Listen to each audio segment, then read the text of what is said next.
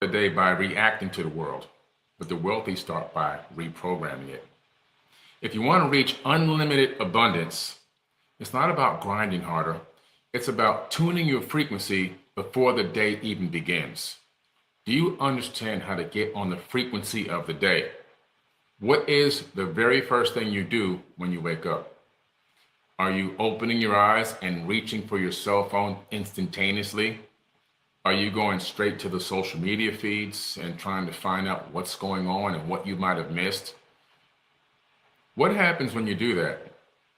Well, if you go to your popular page on your account, on whatever social media feeds that you're a part of, it'll tell you what you're going to see first thing in the morning. And most of the time, you're going to see something foolish, right? Even if you're a person that's diligently working on consciousness and uplifting yourself and working to help, be the light and everything else, those feeds and algorithms know how to try to hook you subconsciously. So you might not get that first thing that's motivational, inspirational. You might get some garbage. You might get some absolute trash, something to completely distract you and spike your cortisol first thing in the morning. So you want to be very careful, and you want to be also very diligent on what you're doing and what you're looking at, what you're reading, what you're taking in. You have to develop a very good morning ritual. You have to take charge of your mind and take charge of your day. Because if you don't do that, they will do it for you. I guarantee it. Their ultimate goal, and they meaning the people behind the scenes that run the world, their ultimate goal is to not allow you to create the day that you want. They want to manifest and create the day that they want to see you operate in. And why is that? Because when they control you, they monetize you. If they can control your every reaction, your every fear, they can easily manipulate you, they can guide you, they can target market you, they can even predict your next move. And every time they make a prediction and you move in that particular direction, they are right there waiting and baiting to get you to buy, get you to succumb, get you to believe in whatever system or whatever things that they want you to do. They are masters at this. It's called applied neuroscience. It's an actual class you could take at a university. I took a very similar class at MIT back in 2000, I believe it was 19. And my professor was Dr. Tara Swart. And yes, it was a class that you had to go to in person. It wasn't an online course. And I'm glad that I took that class because it opened my eyes to see something that I would have never fully realized. I kind of understood it a little bit, but I didn't get the full confirmation until I went there. I learned directly from an MIT professor, a real PhD neuroscientist, that they are trying their best to reprogram us on a moment-by-moment basis at every turn. So understanding this means when you wake up, don't grab your device right away. The first thing you need to do when you wake up is be grateful and be thankful. Why? Because you actually woke up. So just lay there for a second, right? Gradually open your eyes and just say to yourself, what's new with Google Ads? Google AI powers campaigns that work for you. Your ads. I'm so grateful for another day. I'm so thankful to be able to live another day. I'm so grateful to be able to wake up and fulfill my mission and fulfill my passion on this planet. So right away, you're waking up with your frequency, the one you're generating, the high frequency, high vibration that you can control, versus grabbing a device and taking a look at it or turning the TV on to the news and seeing something that's going to be detrimental to your day. So the first thing that you're doing is setting up your day. You have to set your day up for success. This is really important to understand, because if you don't set your day up for success, there's already going to be things that you can't predict that are going to happen. But if you're in the right frequency, those things will bounce off of you, right? Like water running off of a duck's feather. But if you're not set up for the day, those things can really deeply impact you in a negative way. When you wake up, your brain is in a theta state. And that's the same frequency where your subconscious is really most open to instructions. So at that beginning of the awakening state, if you're able to begin to take in and focus on things that are positive, that are inspirational, that are self-reflecting, that are healing, high vibrational, then your theta waves are going to absorb that and then enact that, push that into the subconscious. And now you're going to be operating on a very good high vibration. Okay. And so this is important to understand because, again, their mission is to get you in at that state of mind is where as soon as you wake up, they're feeding you what they want into that theta state and then programming your subconscious in the way that they would like to see you move. So if you don't like to be a puppet in someone else's theater, then you'll listen to what I'm saying and you will take control of your life. You will take control of your morning when you wake. You will be able to take control of your day. Don't allow them to pull the strings on you because they will have you reacting. They will have you angry, frustrated, fearful, and everything else you could think of versus you being able to control the frequency and energy that you want to be in. Most people literally just waste their time scrolling. And when you're scrolling and reacting, all you're doing is leaking. You're leaking energy, okay?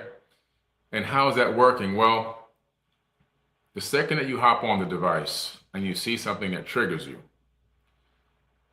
that now creates an emotional response. That emotional response now is a form of a hormone.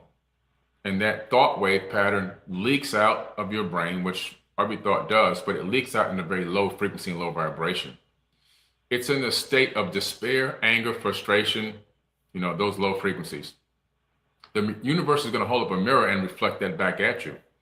So you can wake up and get triggered by something you saw on a device right away. And now the rest of your day is just going down the tubes and you can't figure out why all these things are coming at you left and right. It could be because of the way you set your morning up. Okay. Just hopping up and just endless scrolling. And then again, if you hop up and right away look to your comments on something you posted the day before and you see some negative comments, that's also not good for you because those negative comments are designed to steal and rob you of your energy.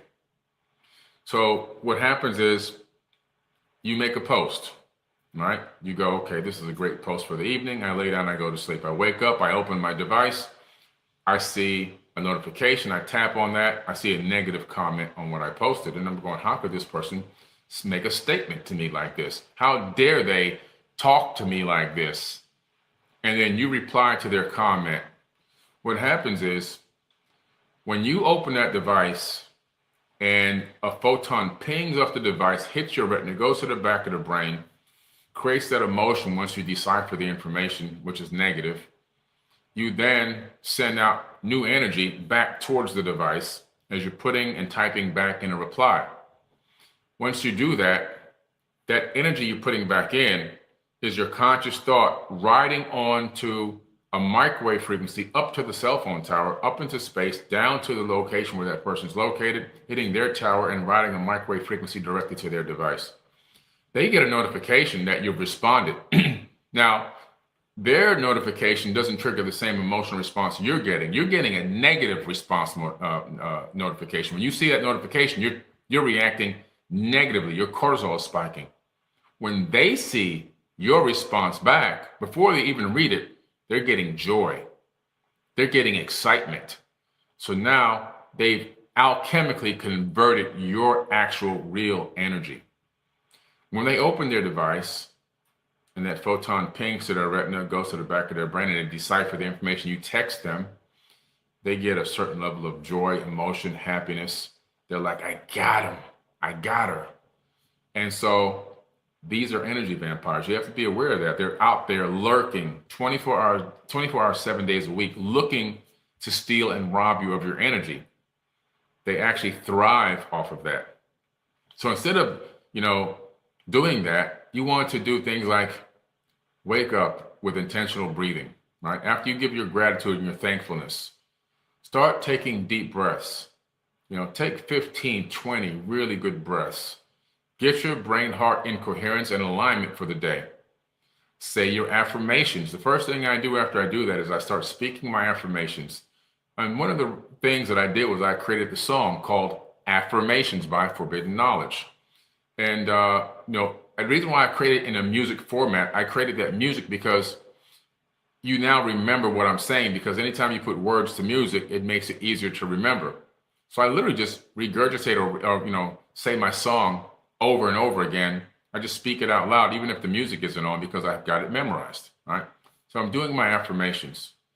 My next procedure is actually to go and get in the shower, and I do a meditation. Now in the shower, I do a meditation where I envision that this incredible water, this healing energy water, is coming to wash away all the darkness out of me. So I envision any negativity, any stress from the previous day, anything that I'm remembering that's hurtful, anything that's giving me PTSD. I imagine it rising to the top of my skin and the water just washing it down the drain.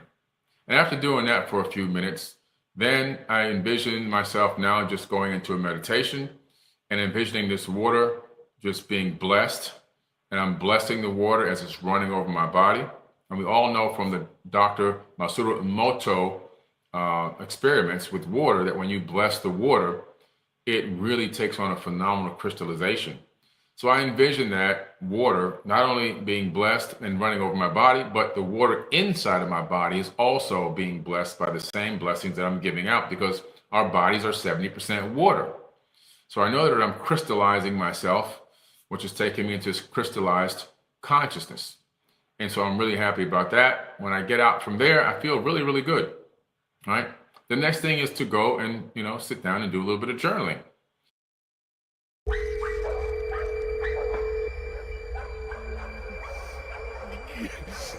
God, this is Alec Murdoch. I need police and an ambulance immediately. Looking back, sometimes I feel like I'm living a life I never was supposed to live. Oh, sinner, you better get ready. Oh, you better get ready, hallelujah. Murdochs are a South Carolina legal dynasty. Y'all know me. I'm an honest man. Oh, you cheating bastard. It's only cheating if you get caught. The times are coming when the sinner must. What happened? There's been an accident. Did they find her? Sometimes just writing down my dreams, trying to figure out if I had a dream, what it was about, what it connects to, trying to just understand and feel that out. And then, of course, doing my affirmations, my journaling. Now, within the journaling, it's not just about writing everything down like a parrot. It's also about trying to understand what happened, trying to understand the day, trying to understand, why and what these things are connecting to. Anyone can just write down information, but are you really trying to decipher it? Are you really trying to break it down? Are you meditating on the information and realizing, Are you also getting some epiphany moments going, oh yeah, I almost forgot about that. Let me put that in here now. And then when you begin to look at it, and then you can go back over different days, you can begin to see a track record with yourself. And that track record is going to allow you to figure out what might be going on with you, where you're headed, where you might be missing something, where you might be making poor decisions, where you may be getting too reactive, where you might be straying away from your incredible rituals like we're talking about right now in the morning, all of those things. And another thing I do, if I have time, because I really wake up early, I like to go out and go for a walk. That walk is something amazing. I call it a walking meditation. And if I'm at the beach, I'll do a 5-mile walking meditation, or sometimes only 4, depending on the day and depending on the weather, but also my time. But 4 or 5 miles on average. If I'm not at the beach, I'm just in my neighborhood, I may walk about 2.5 miles. But the power of the walking meditation is so incredible. I get out early, which means there's hardly any cars on the road, and I'm walking on sidewalks where I'm at, but sometimes people will have cars, but I don't like to hear too many cars whizzing by, even when I'm walking on the sidewalk. And I'm hyper-focusing on some things that I want to change in my life, things I want to manifest, goals, benchmarks, relationships, and all these different things. And while I'm walking, you have to realize that as you move your left foot forward, you activate the right hemisphere. As you move your right foot forward, you activate the left hemisphere. So you're getting this left hemisphere, right hemisphere synchronization. It's called the hemisync. And as you're doing this, you are creating this hemisync frequency, which has been studied and researched by the CIA. They spent millions of dollars researching this and came up with a declassified document stating that it actually works. And so I listen to binaural beats while I'm walking, because binaural beats combined with the hemisync technique is known scientifically and based on millions of dollars of research to help you hyperfocus and activate manifestations. So that's what I actually do. I don't reinvent the wheel. I'm doing things that people investigated and researched and spent millions of dollars to do. So it's well known. It's not woo-woo. It's not something I just fabricated. It's actually a real thing. And I was doing that for so many years, initially without the binaural beats. I didn't know about that until probably maybe 7 years ago. But the first probably, I would say 10 years, I was doing that. I was going for these meditation walks, not knowing that the reason why I was getting such good results was because I was basically doing really almost like 90% of the hemisync meditation without even knowing it. Once I learned about it, I was like, oh my goodness, this is incredible. Then I added the binaural beats and tweaked it a little bit. But it's great for you to get out for a walk. It's going to balance out your glucose. It's going to balance out your respiratory system. It's going to move your lymph and allow your lymph to pump and move waste through the body and process it out of the body. It's going to allow your sweat glands to activate. If you're in the right place and you can get some sweat going, that would be great. Do a little bit of detox. It's going to do so many great and healthy things for your body. It's great for your skin. And walking briskly for 15 minutes is the same thing as doing 1,000 sit-ups. Walking as fast as you can for 15 minutes is equivalent to 1,000 sit-ups. Would you rather do 1,000 sit-ups or walk as fast as you can for 15 minutes, right? So these are things that I do in the morning, and these things really enhance my day. I really feel like most days I get up to a great start. And there's one last thing that I do. I will go, which is right behind this camera, on the wall there, I have a huge board. And this board allows me to pin up my dreams. So that's my dream board, all right? And it's a cork board with all my stuff on it. And I go and I stand in front of it. I just stand in front of it for about maybe 2-3 minutes, looking at each individual thing that I have on the dream board, right? Is this dream board still serving my higher purpose? Are some of the things on here, do they need to be changed or altered? And from time to time, I'll take things off and put something else up. Because the dream board is not static, it's dynamic. It's a dynamic function. So things change and evolve, and sometimes you reach goals or sometimes you pivot into something else. So you have to reevaluate the dream board. Don't leave a static dream board up there for 10 years and say that all these things are, something's wrong with that. Go there and evaluate it.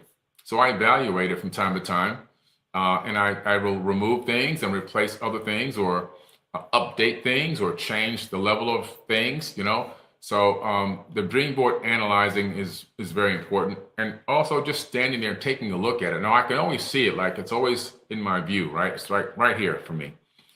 But at the same time, standing right up on it and taking a good look at it, and then meditating a little bit on each of the things and seeing how close am I to some of these things and what will I need to do to make sure that these things happen, right? It's just so important. It also reminds me of my purpose. It reminds me of my mission, and that's a huge part of why you have a dream board.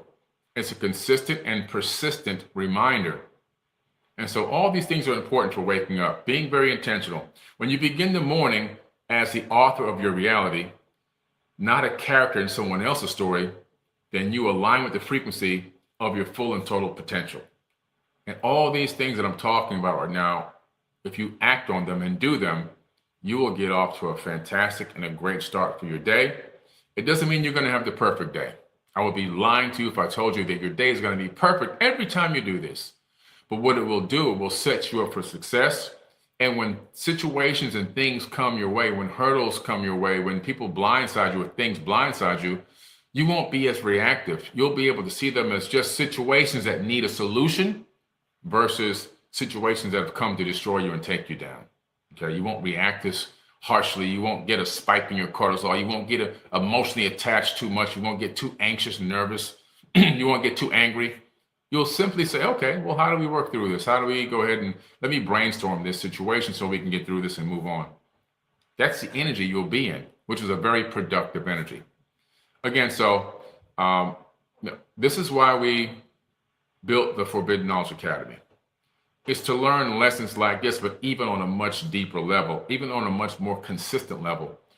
There are private teachings inside the academy that you'll never see from me on YouTube, on Forbidden Knowledge TV, on Gaia, on Netflix, on Amazon, on any of these other channels that I've been on. These specific teachings are only exclusively for the Forbidden Knowledge Academy. And so I would love to be your mentor in the Forbidden Knowledge Academy, along with my coaching team and over 1,200 incredible leaders in there to help hold you accountable, to help guide you, show you the way, and to make brand new, incredible friends, lifelong friends, people that are on the same frequency and vibe that you're on. So find your vibe, you find your tribe. And the tribe is inside the academy. They are all over the world, but because we're connected in this one incredible community, you now have people you can rely on, that you can talk to, that you can express your feelings to, and that you can literally talk about anything to, because they are not people that are going to judge you and push you aside and treat you like you're a tinfoil hat person. They are people all on the same mission as you, which is hard to find where you locally are. That's why the academy exists. So I want you to click the link in my bio or click the link in the caption of this video or this audio and join the Forbidden Knowledge Academy ASAP. And I believe once you join this academy, you're going to see what I'm talking about. Over 100 hours of incredible teachings in there, incredible exercises and functions that you'll have to execute, and consistent learning with live video feeds, live mentoring on Tuesday nights, and sometimes, again, Q&As on Saturdays, depending on the month. And we bring on billionaires and millionaires to help mentor as well, so you can get the multi-billionaire and multi-millionaire mindset directly from the source. All right? So make sure you click the link and join the Forbidden Knowledge Academy ASAP. Peace. If you live in a Georgia zip code and have 0 DUIs in the last 5 years, listen carefully. I was an insurance agent for 30 years, and what I'm about to tell you could save you up to 80% on your auto insurance. Here's what the industry doesn't want you to know. Georgia drivers pay the most for car insurance out of any state in the country. As we all know from the recent 2025 leak, insurance companies are now in trouble for overcharging Georgia drivers by as much as 80% for the same coverage. We call drivers in this state gold tier clients, the ones we'd fight to keep because of inflated commission.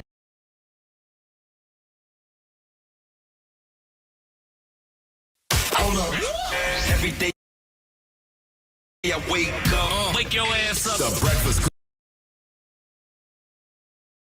Most people start their day by reacting to the world.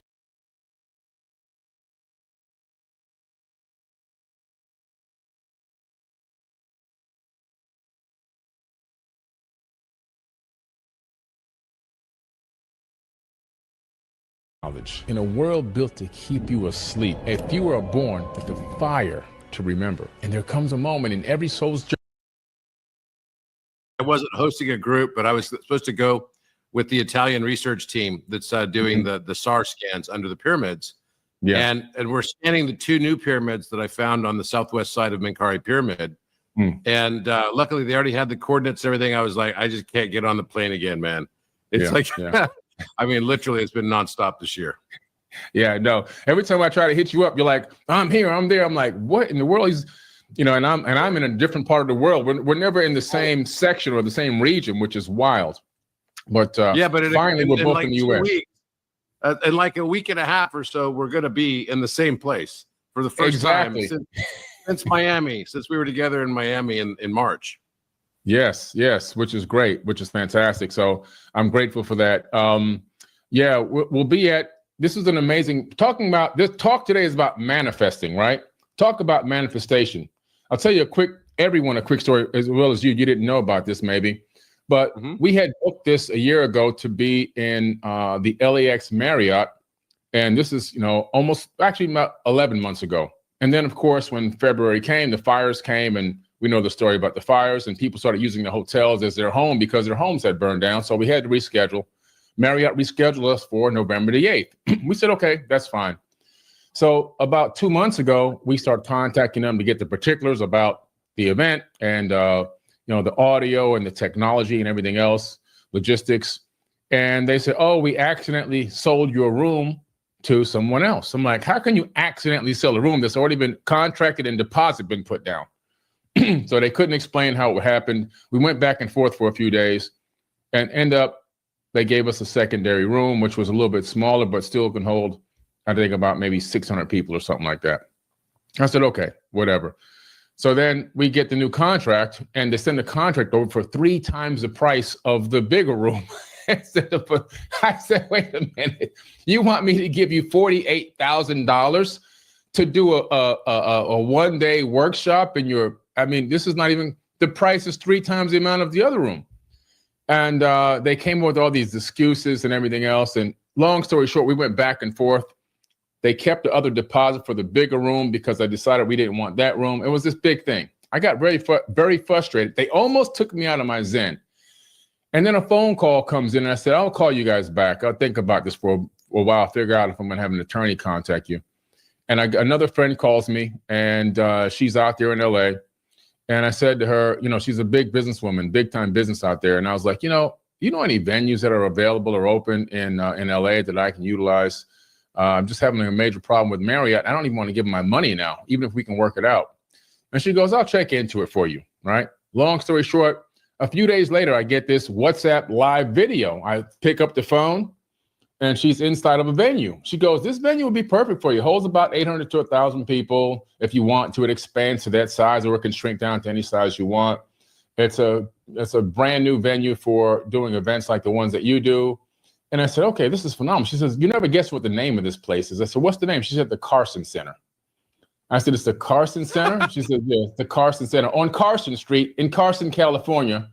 It'll be hosted by Billy Carson for the 4 C's.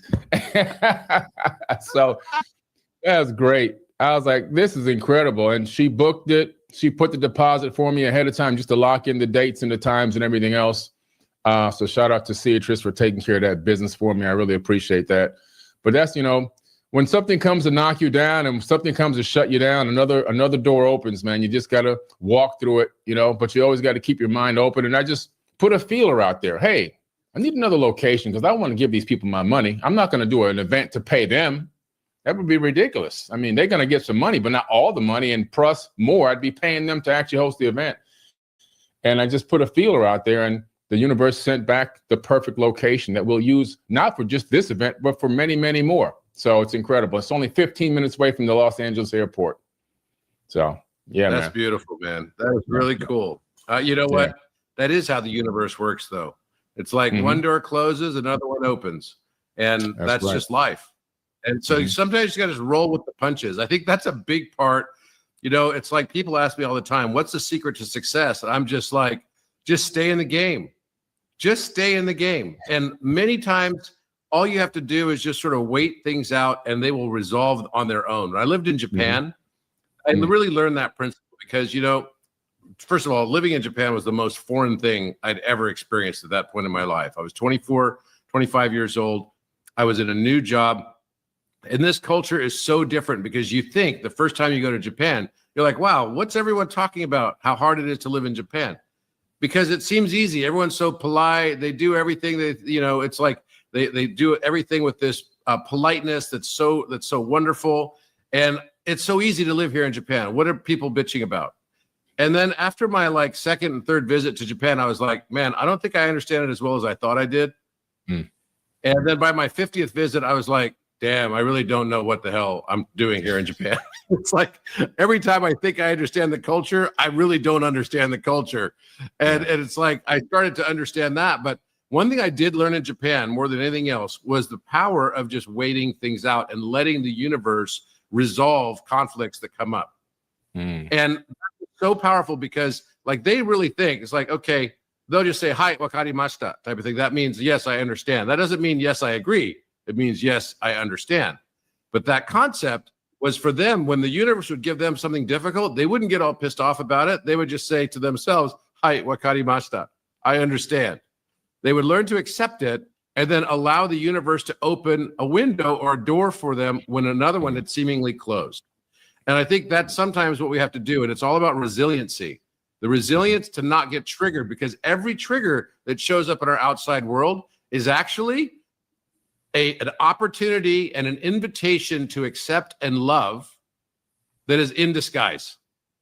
And what we have the opportunity to do is to see those triggers and to not get triggered anymore and just say, "Hai, wakarimashita," I understand and I accept, and allow it to come in. The more you fight something sometimes, the more the thing that you're resisting only persists. Yeah, you're right, because I saw that happening with this reservation for this conference room. The more I communicated back and forth, and I was being very nice and cordial, but it seemed like the more I tried to renegotiate the deal and send them the contracts and say, "Hey, what happened?" Worse. Yeah, it got worse. Can I get a hold of the manager? Who runs the facility? Who's the owner of the hotel? I mean, and it just kept going and going. It kind of was tumbling out of control, and I'm going, "This is really bizarre. I just don't understand what's going on here." And then that the universe said, "You know what? Ring." That second line called in, and I said, "I'll call you guys back." And then that call, and I just said, "Hey," it was the universe calling me. It was somebody I knew, but it really was the universe calling me to say, "Hey, just stay calm. There's a secondary option waiting for you if you want it, but you're gonna have to ask." So I had to ask on my own because this is a free will universe, and so it's just you have to put the energy and the frequency out. So I said, "Hey, any venues out there in California that I can use, because I need a spot because of this, and this. I need a space." And then, because I put that energy out very calmly, very nicely, very politely, and I wasn't bitching and moaning and throwing the Marriott underneath the bus, I was just like, "Hey, this situation happened. I just need another place. I really want to find a secondary place." And boom, it just came right back at me like a boomerang.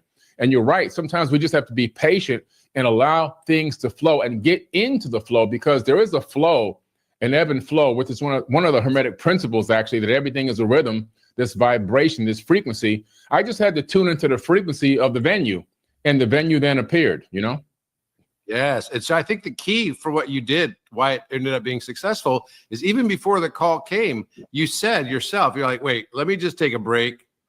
Let me just take a break and think about, whether you said this or not. Let me think about if my next step is to have my lawyer call you," and just did it very calmly, right?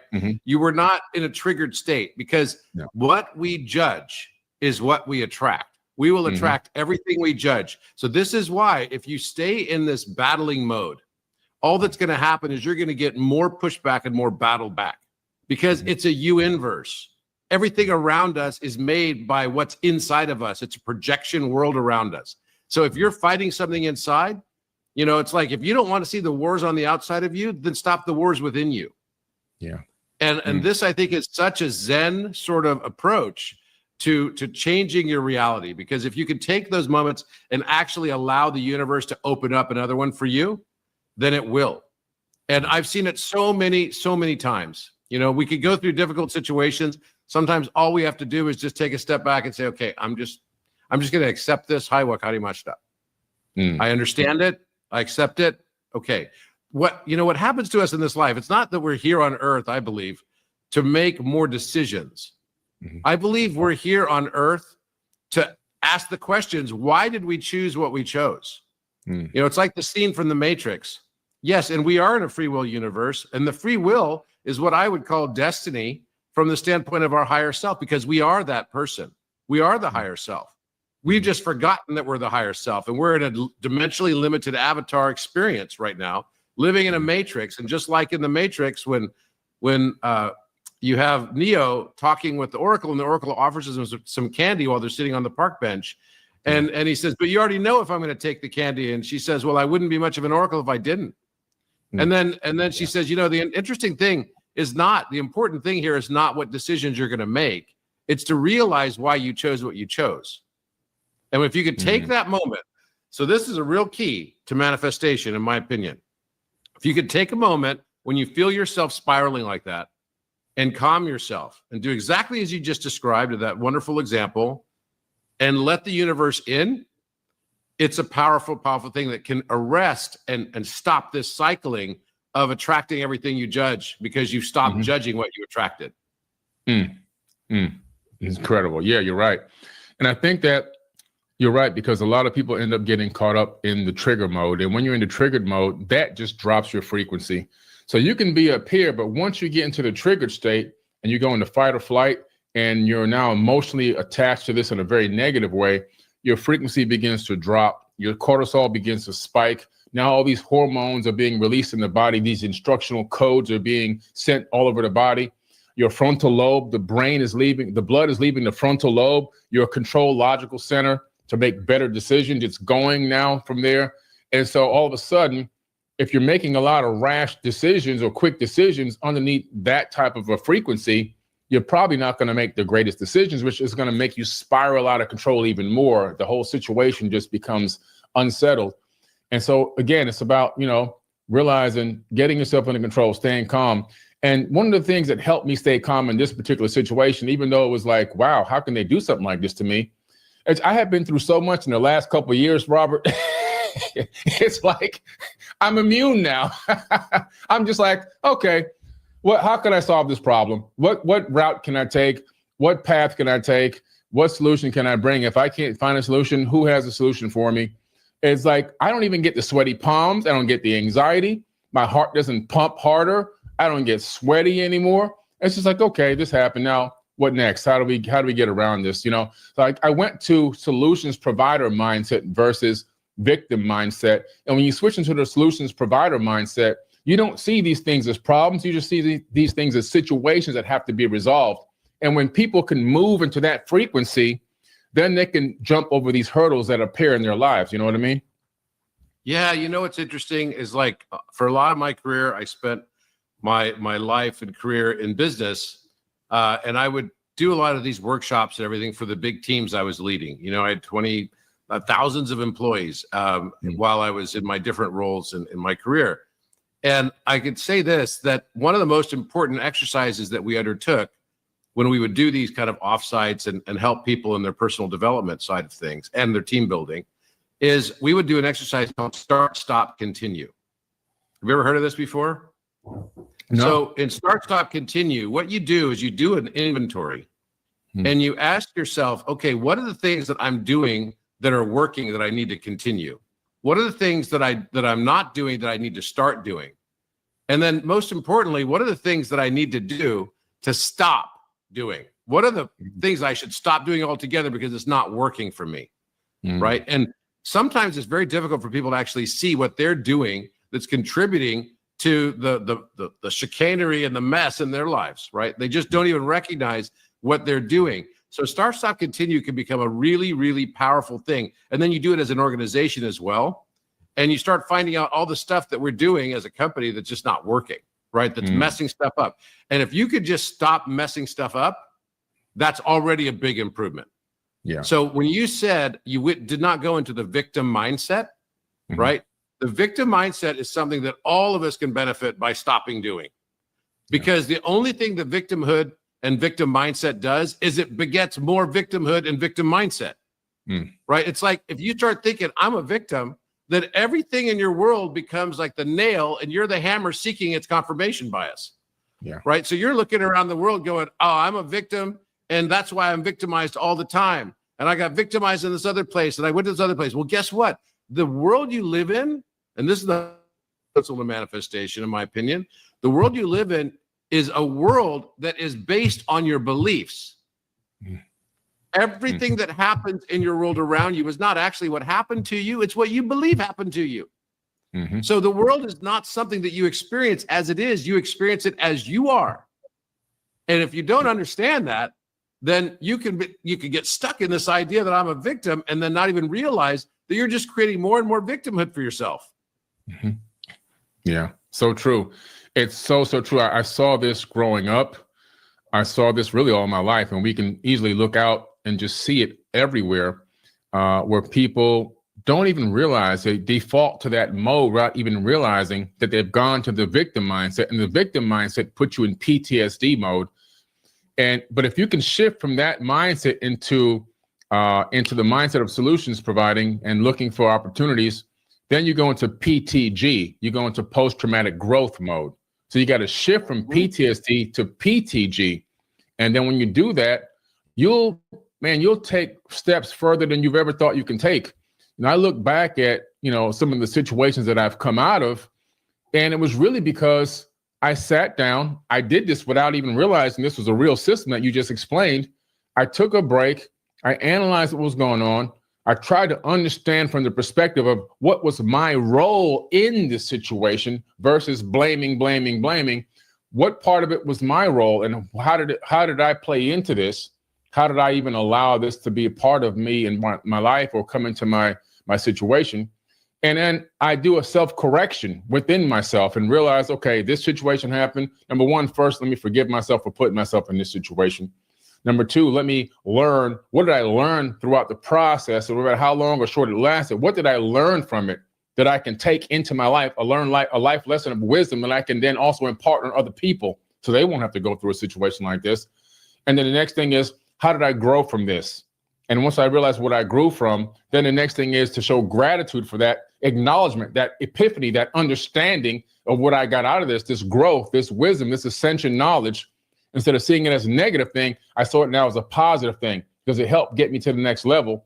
And then I move into the frequency of love and just acceptance. And that seems to me to allow me to move through these things that come along, these hurdles and these roadblocks and these blind sides, and allow me to get to another level spiritually and consciously. And that's kind of the mode that I've been moving in. And that mode has allowed me to continue to ascend, not only spiritually, but even emotionally and also even financially. Yeah. It just leaks in every area of your life.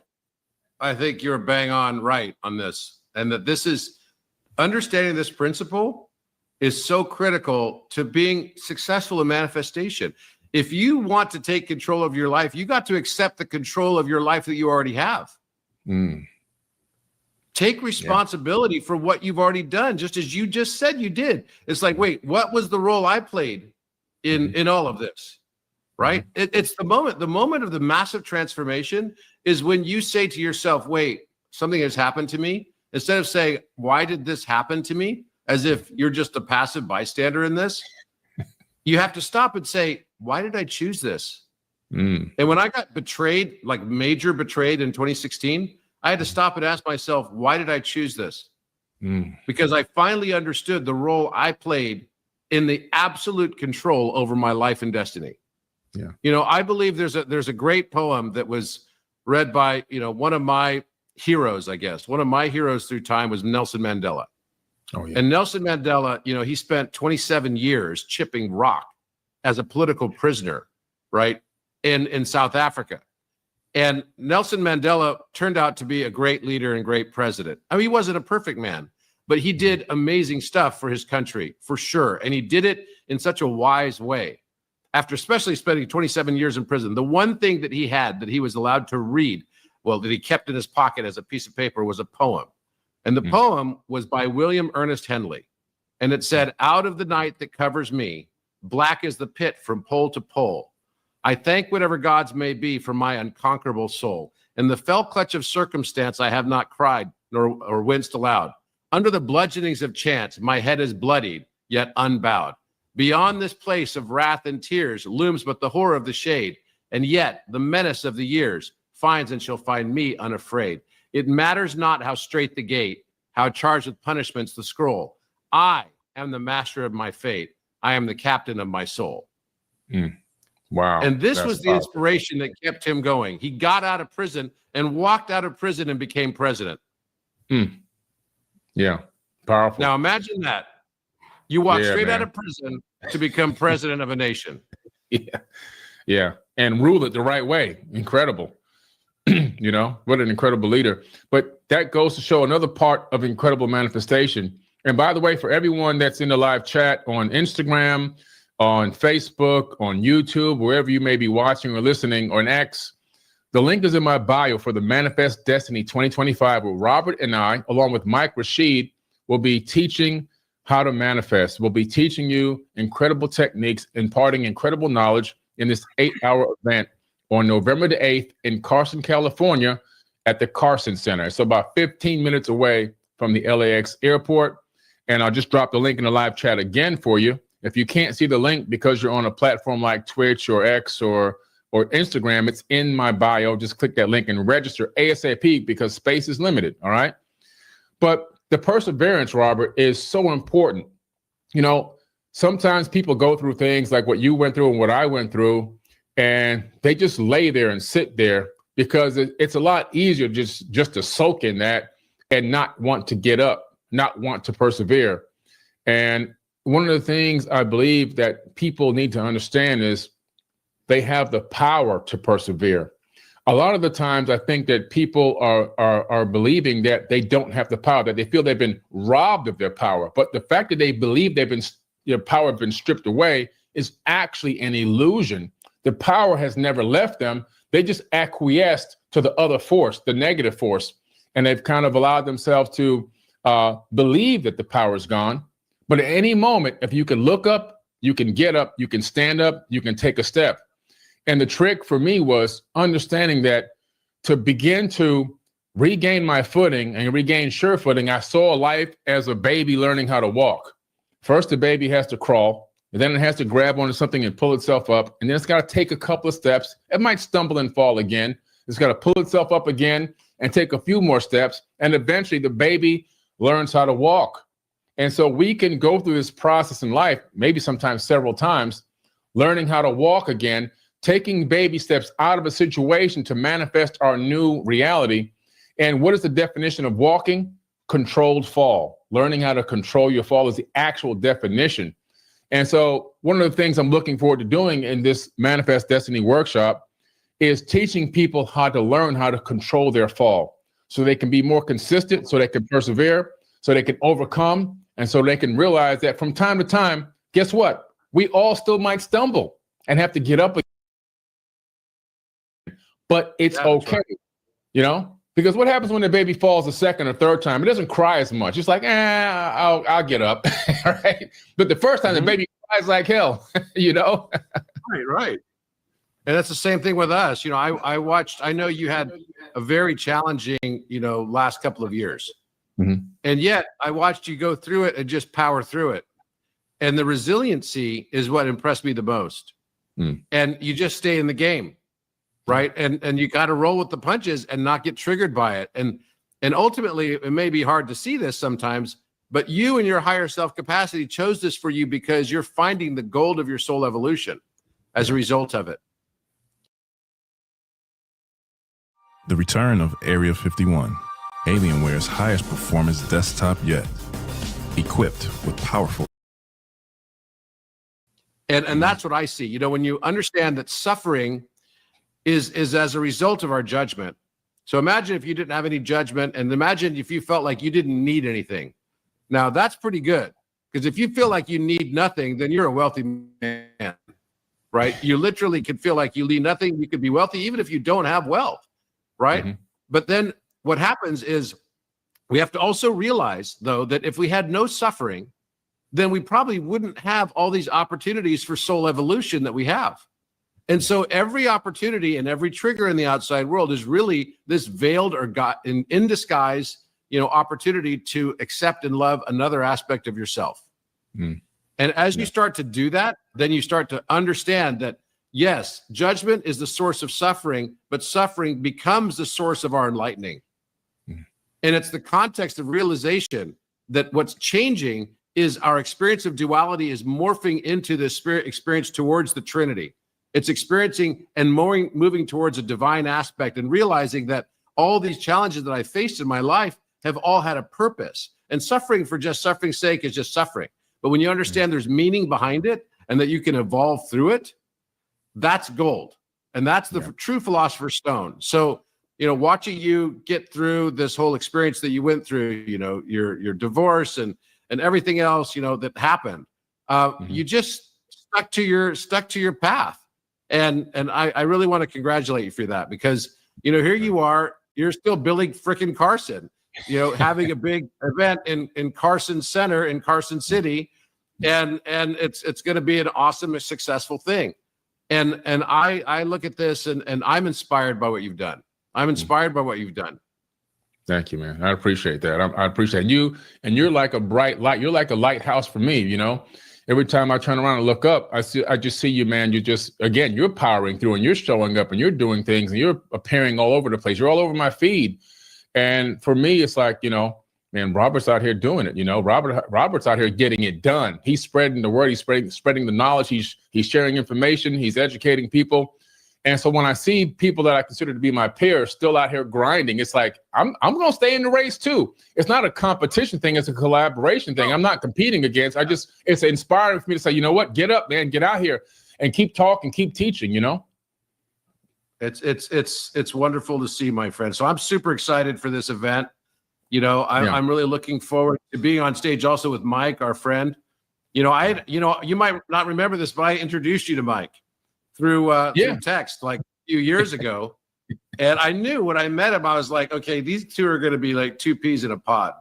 Yeah. And I was really happy that you guys, became good friends and everything. And you introduced me, I think it was through you that I was introduced to 19 Keys, also another one of our friends. Yeah. And I hope we could all get together. It's like, I'm the white dude. I'm just the white dude. I'm the token.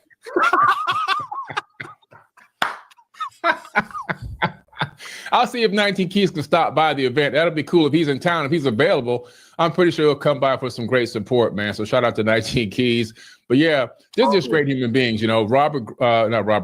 Michael's book, Divine Quintessence, became a bestseller the first week. Yeah. And he'll be there signing books. You can bring your books, so you can sign your books out there if you have any in stock. Bring them to the event.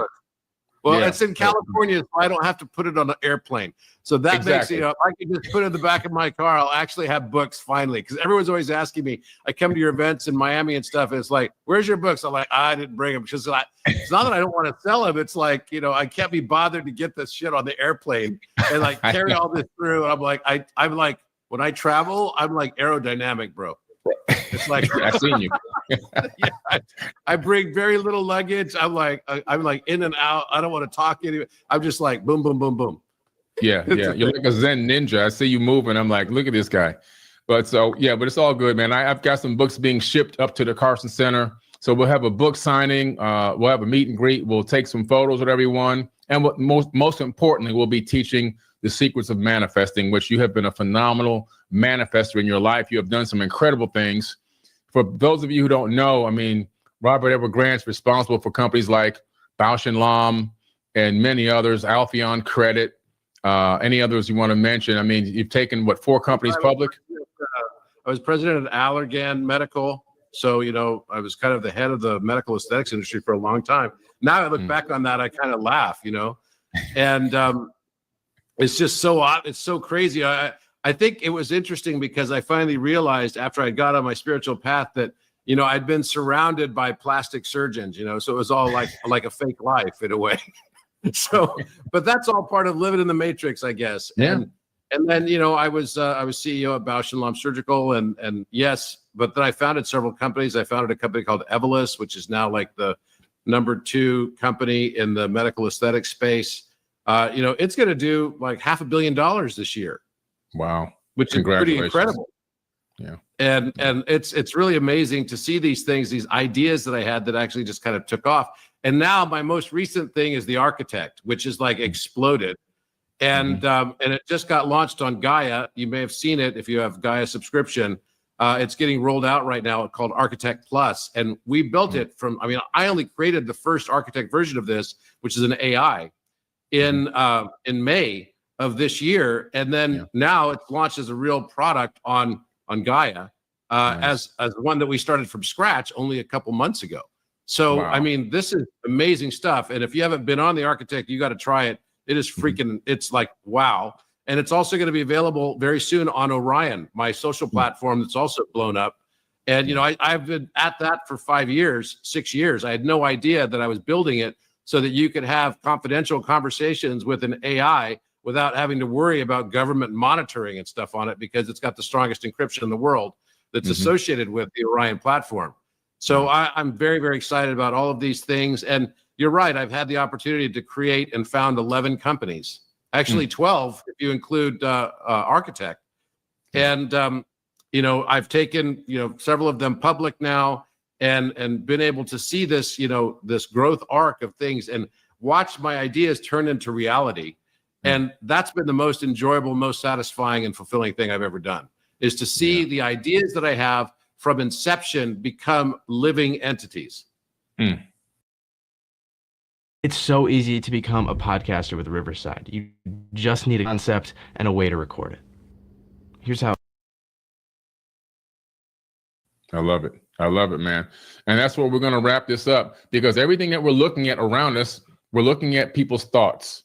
Anything that exists out on the outside of us, we're looking at thoughts. If you call it, quote unquote, a company or a business or something that's a man-made, a microphone, a cell phone, no, that's really not what it's a name we've given it for identification purposes. But technically, everything that you look at in this realm, in this third dimension, on this planet and in this universe, is a conscious thought that came out of a conscious mind and manifested into reality through the process of production or services or filings or whatever. The energy has to go out and create the object, but it started as a conscious thought first. So remember that we all have the power to manifest. We all have the power to create. And Robert Edward Grant is one of the greatest creators that I personally know. So it's an honor. Can I share something with you that I just discovered? Yeah. So I know you're into quantum physics, right? You wrote a whole book about it, which was, the holofractal, holographic universe concept. And I wrote the foreword, and you asked me like the day before, I got to get this done, bro. Can you get this done for me? I'm like, I was in Scotland. I'm like, yeah, okay, I'll do it. Yeah. So, but the funny thing is I've been working in this field too for a long time. And one of the big challenges that nobody knows about in quantum physics, no one can really explain exactly the mechanism and the mathematics that underlies wave-particle duality. How is it you change a wave of possibility and collapse it into a particle of experience? Yeah. Right. And by the way, all experience is not subjective. It's not objective. It's only subjective. Have you ever had an objective experience? No. No. Yeah. Every experience you have, it's all subjective. So the entire world is subjective. And the problem that we've had in science is that we believed that in this concept of objectivity. So therefore, we've gotten stuck in science and not being able to explain things because we want to try to fit it in one cookie cutter thing that says exactly the way I see it is objectivity. Right. But actually, there's no such thing. The facts that we think we're accumulating are actually just facets of a larger prism of truth. And so what I realized is the mathematics of how that works. And I've just written a book about this. Like literally, I wrote another book this weekend, 200-page long book. I'm going to send it to you. I wrote one in May, another 200-page book called Codex Universalis Principia Mathematica. And the one I just wrote is called Physica Harmonica. And this book on Physica Harmonica actually explains the pure mathematics of the fifth dimension, which basically describes the transition from wave into collapse. And what is the foundational principle of the wave into collapse? It's belief. It's your belief. Your intention and belief is what collapses wave functions into your subjective reality, period, end stop. And what actually happens with that is it's something called harmonic inversion. And the harmonic inversion happens when you have a wave of possibility and a thought. So you've got an electron traveling from the past towards the future. You have its positron entangled pair traveling from the future towards the past. When those two meet up with each other, that's called gamma photon annihilation, right? And that creates the moment of now. That's what you experienced with now. We've just been doing it, right? And each time we do it, the fine structure emerges out of this. And what I found out of this is that what makes that flip is that the imaginary number, which is I. So you've probably heard of the imaginary number I, which is the square root of -1. It's all about actually looking at this from a different concept. There's not supposed to be a square root of -1. So we've, in the imaginary plane, we've used something that's called abstraction, right? To be able to describe it. So We have the real quadrant of the Cartesian plane, which is the real numbers 1, 2, 3, 4, 5, 6, 7, 8, 9, 10 out to infinity. And then all the negative numbers, right, that would exist going down the chart and going to the left side of the chart are all going to be what we call the complex plane, the imaginary plane. Well, what I just proved is that what was imaginary is now real. It has a real value. The square root of -1 has a real value. And because it's based on what we call angular momentum and spin. Spin rotation is called phase conjugation. And so when you have two opposites that through their reciprocity can multiply each other with the same numerical equivalence, and only one number can do that, that's the square root of 10, then you can collapse immediately the wave function into belief. And when you do that, the fine structure constant emerges. So you've probably heard of the great, most important mathematical, most beautiful mathematical equation that exists. It's e to the I pi plus 1 equals 0, which is called Euler's identity. And it describes wave propagation and the concept of wave potentiality. We found the opposite of it. So when you actually replace the I in e to the I pi, that's Euler to the imaginary number times pi plus 1 equals 0. It's no longer 0. When you use and replace the square root of 10 to the -1 and have it squaring through its reciprocal, then all of a sudden the value goes e to the I pi plus 1 equals 137, which is the fine structure constant, the emergence of light, the Higgs boson, and all of a sudden all form comes into our perception. And I believe that's the moment that everything collapses into reality, what we call the illusion of reality. The illusion of reality. So just by substituting the I, the letter I, which is the imaginary plane, with a real value, you literally collapse the wave function into your experience. Yeah. So manifestation is what we're already doing. Everybody that's coming to this event already understands at a subconscious level manifestation, because you're creating the world around you right now. You just didn't realize it. What we're going to do on November 8th is we're going to help you understand how to transition from subconscious manifestation to conscious manifestation. And realize that it was always your birthright and your power to do that. You've been doing it already. Now you just need to learn how to actually titrate and control it. Yeah. And that's the power that we have, that we are unaware. We take it for granted because most people aren't aware that we have this ability or this power. It's there. It's been there the entire time. And we're going to teach you how to tap into that. And like Robert says, consciously manifest instead of just subconsciously moving through this realm, haphazardly creating on the fly. How do you really isolate and control these manifestations? How do you isolate and create these outcomes that are beneficial for you? All of that will be taught. How do you send your mind outside of space and time travel and utilize the principle of cause and effect to create the outcomes that you desire based on decisions you make in the now, and then rendezvous with those outcomes in the future? All that's going to be taught at Manifest Destiny 2025. I've been dropping a link in the live chat. It's also in the link in my bio if you're on X, Twitch, or Instagram. Robert, thanks for hanging out with me this morning. I appreciate you, man. It's going to be a great day. I look forward to seeing you in a few days. Likewise.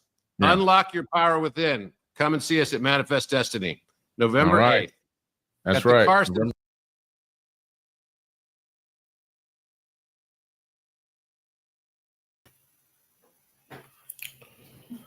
Everybody, thank you for coming. Thank you for watching the morning motivation. Please hit the like button. Please hit the subscribe button. For more footage like this, I will be coming with it soon. Thank you.